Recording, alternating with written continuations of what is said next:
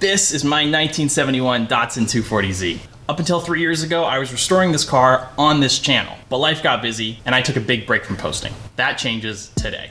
The plan for this car is to make the most insane, wide-body, resto-mod, flying car the Datsun community has ever seen. Okay, maybe not the most insane, but it's gonna be pretty cool. The most amazing part of this build is that it's gonna be a collaboration between me and you guys. You guys are gonna have a direct impact on how this build turns out. Over the next few months, I'm going to be designing tons of parts for this car, using things like polls and votes to pick different versions of different parts. So stay tuned and keep an eye out for voting here on YouTube and Instagram. Now, before this car can be the V-twin monster truck that we want it to be, we've got to start small and clean this dirty thing out. In this episode today, we are going to be stripping this pig down and assessing the damage. We're gonna take the engine out so that we can stand in the engine bay and really look at all the rust and look at all the rust that I caused. We're gonna shame me for a minute there, and then yeah, we're gonna assess how bad everything is.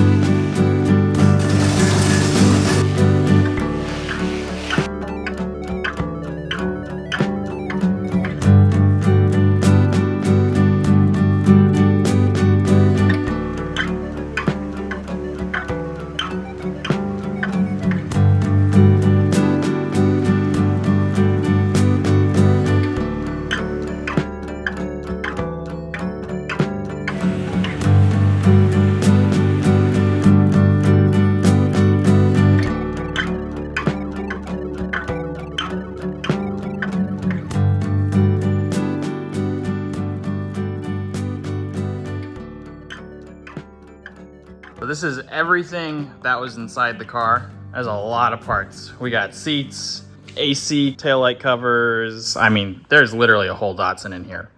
A crankshaft, differential, the lower valence light, pieces of an alternator. I don't even know why I kept this thing. Was I thinking that I was gonna like rebuild it? Oh my gosh. Got seat belts, which I'm never gonna use. I don't know why I kept half this stuff. This isn't even for a Datsun. This was just like a piece of garbage. That's nice. Lots of parts that I'm not gonna use. So if you need something, let me know.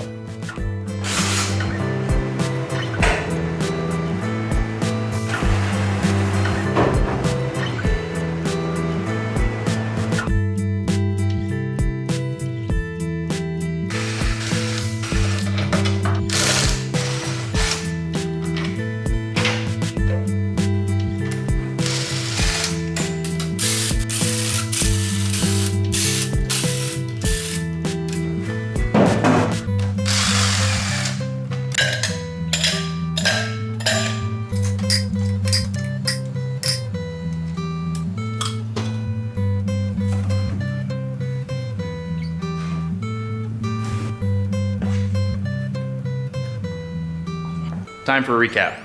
So we have everything out of the engine bay that was unbolted or easily unbolted. The block and the tranny are still in there, and then the lines will come out last because they are the most annoying to get out. For the interior, we have everything unloaded except for the dash and the steering column, but everything is out.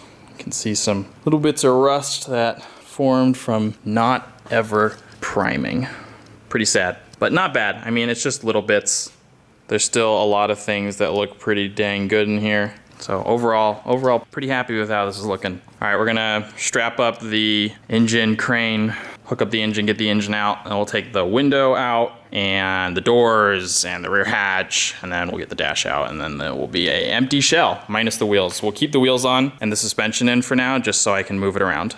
So I just got off the phone with a sandblasting company because I wanted to see what it would cost to just drop this off at a shop and sandblast the engine bay and the interior. Just to see, you know? Be nice to just drop it off and not have to worry about it at all. And they quoted me at $1,500. I've never got a car sandblasted before, so I can't tell you whether it's a great price or not. But I do know for about 180 bucks, I can get a 110-pound sandblaster from Harbor Freight. I could probably get it for half that price off its marketplace. And it would probably only take like maybe 200 bucks worth of sanding material. So for 300, I can do it myself. I think that means that we're gonna sandblast this car in my backyard.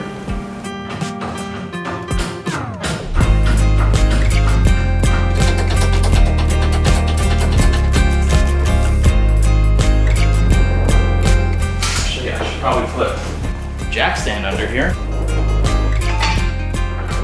That would have been fun if I died under here, and the last video of me was my car falling on me right as I restarted it. Okay. It's a 916, but it's a deep 916.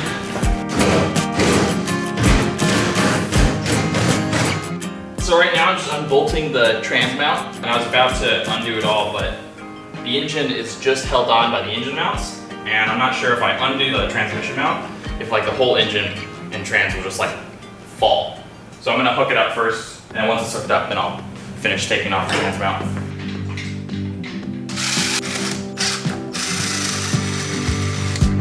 Missing a bolt somewhere.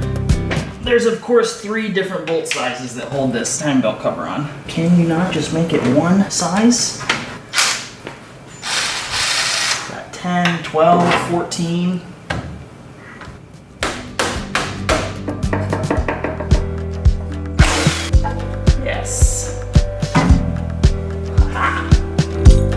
We got the load leveler. This thing just makes it so that all that weight back there, because the trans, if you lifted it with just this, the trans would just like smack the floor. Oh, but literally, it's so you can level the load. We're gonna turn and like spin the chain a little bit so it like kinks up a little, make it a little shorter. We're just gonna drop the crane down a little bit, so that we can attach the back of this to the trans. But it doesn't fit. I don't remember having this issue. Right now I can't get the engine hoist close enough to be able to bolt these back connectors to the trans. So I'm gonna remove the hood thingamajigger because the engine hoist right now is like butting right up against it. So I'll remove this, and then I'll be able to move this about 3 inches closer, and that's probably gonna be enough to get this bolted up. I think that's how I used to do it. I don't know, it's been a long time.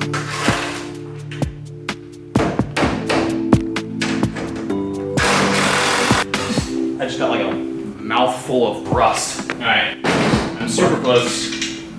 I need to lower this down 1 chain notch, and then I think we got it. Haha! It fits. All right, update time. The engine bay is looking pretty sad, I'm gonna be honest. I don't know if you guys remember, but at one point, this was all nice and shiny metal. I inhaled a bunch of dust for no reason. Probably shaved a few years off. Rest in peace. All right, well, that's the engine bay. The interior is actually not that bad. I mean, it's inside, so at least it's a little covered from rain. There's a little bit of rust forming there, a little bit there. On the other side, a few little things. But most of this is kind of just like, you know, it's just surface rust. And then back here, this looks a little bit more rough. The rust kind of like, it's not just surface rust, it definitely started to kind of eat away, but nothing too bad. It's not flaking. No, it is flaking. It definitely is flaking, but it should be fine. It was only outside for a month, but it was a very rainy month, of course. On top of that rust, we still have this piece that needs to get replaced. I actually have this replacement part. I ordered it a long time ago. And then we have this piece down here, which also needs to get replaced. Besides that though, I really don't think there's any other rust parts. In the first season, we replaced all the holes in the floorboards. So that's already patched. I mean, we just have some rust, some surface rust to grind down. But I think that's really it. We do have some holes in the engine bay that I want to patch. So like the AC holes, I want to patch those. There's some, you know, different kind of holes that we don't need, considering we're gonna be doing an engine swap. Besides those few things, the car honestly isn't looking too bad. There is another thing that I do have to show you guys, which I'm not sure I really talked about in the first season. This car was in an accident. The front was pretty mangled. The front of the wheel well, as you can kind of see, it's kind of crunched in. This side, you can really see it. The radiator support is all warped and mangled in different areas. I mean, you can see that someone bashed it out pretty well. You know, these pieces look pretty straight. The metal here, like the sheet metal bending over, you can see it's all pretty warped. I'm thinking we need to replace all of this up here. For a little while, I was thinking finding an entire front replacement, but it is really hard to find a front clip for a 240Z. I mean, it's practically impossible. I've been looking for a long time, and if they do come up, they're just horrendously expensive. So what I'm thinking is we chop the front clip out and we weld in a tubular front. We're not gonna be doing a full-blown restoration anyway, so I think it's the best option and the cheapest option. All right, we're gonna get the windows out, the doors out, the fenders off, just full-blown get it down to the chassis.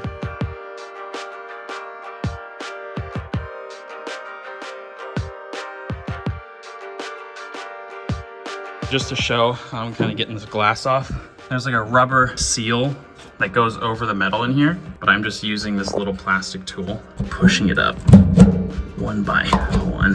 The glass is literally starting to come out. So I'm just gonna go around, do it to the whole thing. Hopefully, if I do the top and the sides, the bottom will just kind of like plop out. Datsun fun fact of the week, the brand Datsun was phased out in 1986. It was relaunched in 2013, and then it was discontinued again in 2022.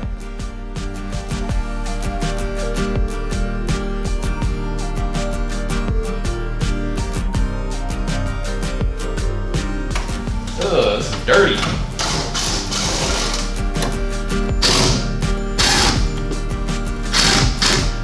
Getting these bolts out of the steering, it's like one of those puzzles you play as a kid.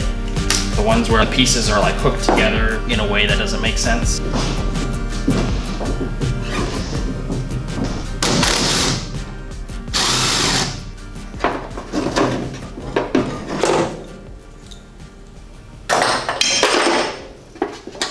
Ugh, there's a lot of spider webs. I think you guys remember how I feel about spider webs. So confused. It looks like a 10. Oh my gosh. It's not a 10 and it's not 7/16.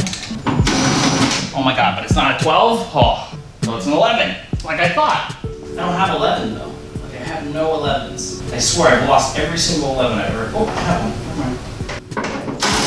Oh my gosh, it's not an 11. What? What is it? It's not an 11, but it's not a 10. Oh my god. 3/8? I'm so confused. If 11's too big and 7/16, oh my god, but it's not, I think I'm losing it. It has to be a 7/16. It has to be. There's literally no other sizes. Oh my gosh. It is a 7/16. It's a 7/16, but I have a 3/8 sitting in my 7/16 hole. Losing it. Oh my gosh, doesn't work. Last try before I just melt these bolts out. No, it's definitely a 10. Huh. How is it possible? Okay, I'm losing it because my 10mm wrench fits on it, but not my 10mm socket. What the heck is going on? Oh my gosh. Okay, I figured it out and why I'm full-blown losing my mind. Been using a 3/8 instead of a 10mm. This whole time, all because I had sockets in the wrong places. Oh my gosh. Where's my 10? Wow. 10 minutes later. Alrighty. Now the dashboard should be free. Oh, nope. Now the dashboard should be free. That's it. Oh, this thing is weirdly heavy. We'll get the doors out next. Because I'm doing this one-handed, I'm going to lower the window so that I can carry it by the top. To take the door off by myself, I'm going to unbolt all the bolts except for the very top one. If I unbolt the top bolts first, the door will like slouch out. Didn't work. It didn't work. Oh gosh.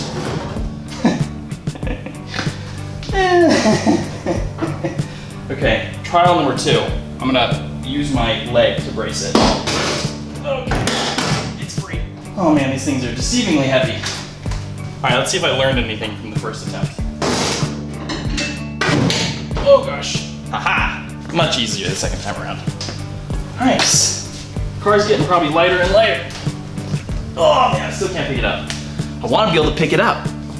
All right, next things are the front fenders, side glasses, and the rear hatch. I'm pretty sure that these are not even bolted on. Well, looks like I didn't paint any of this either.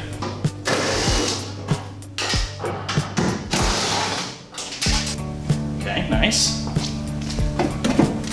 Why did I keep this master cylinder? It's like actually junk. Okay, maybe it's not actually junk.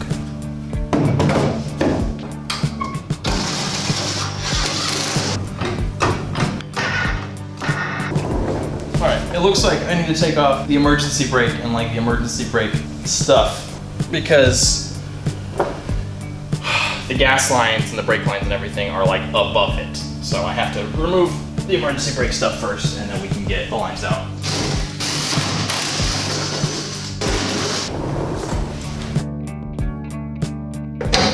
It is a 14.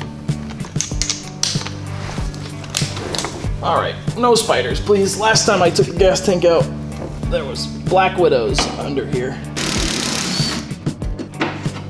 Okay.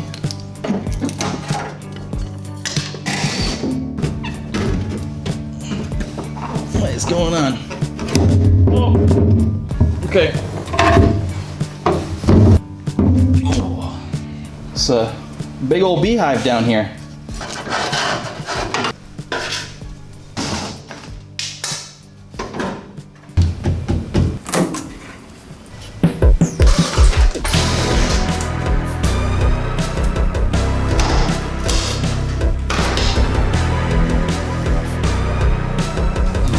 Break it, don't break it. These are expensive, don't break it.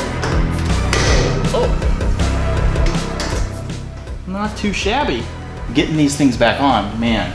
I'm gonna be like freshly painted and I'm gonna scrape up a bunch of paint. I'll deal with that then. It's time to get this hatch off. Oh man, it's so heavy. Why did I do this alone? I think I screwed myself. Why is this thing so heavy? It's not even that much metal. Alright, well, word of advice is don't take off the hatch by yourself. God damn! Didn't damage the roof at all. Okay, nice. Well, could have gone a lot worse.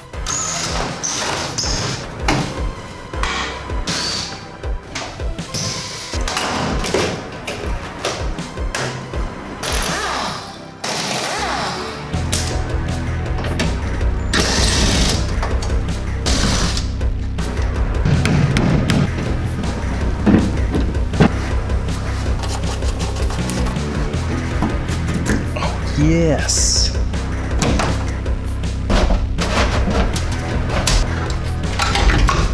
Well, there we go. Nice. Doesn't matter anyway.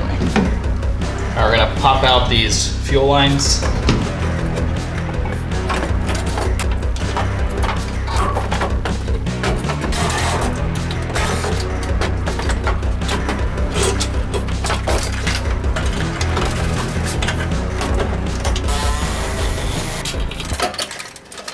So freaking close. Yes. If you're wondering why the hell I chopped this off, there's a bolt here, right behind here, that goes through the rear quarter and underneath here. And this bolt is just like super corroded. And I think when I was taking the bumper off, the gas tank was still down here, so I couldn't really get my hand back here, and I just left it there. So now we're gonna deal with it. So I'm gonna torch the hell out of it, and then I'm going to hopefully impact it.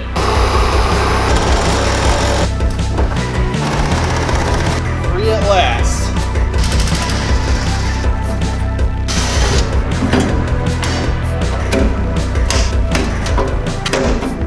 Well, we are done.